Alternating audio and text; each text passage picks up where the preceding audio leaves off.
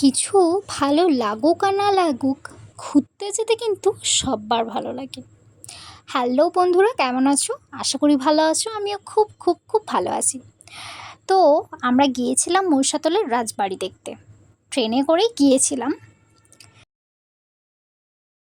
তারপরে গিয়েই তো গোপালজির মন্দির দেখতে পেলাম। তারপরেই টিকিট কেটে ঢুকে গেলাম মহিষাদলের রাজবাড়ি। রাজবাড়িটা দূর থেকে এতটা সুন্দর লাগছিল, তার উপরে ওই দিন ওয়েদারটাও ছিল জাস্ট অসাম। তারপরে আমরা চলে গেলাম কৈলাস মন্দির। ঢুকতে না ঢুকতেই বড় একটা জিরাফ, এত সুন্দর সাজানো গোছানো, কি বলবো, জাস্ট অসাধারণ লাগছিল। তারপরেই ওখানে একটা পার্কও ছিল। এই পার্কে যাওয়ার জন্য যে মিডিল দিয়ে যে একটা বড় ব্রিজে, লম্বা ব্রিজ টাইপের আছে, সেটাই পেরোতে কি না ভালো লাগে।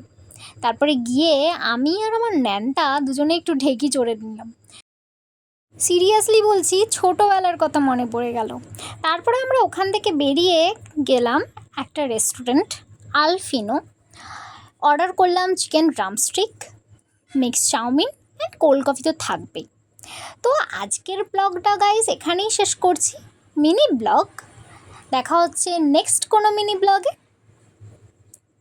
বাই।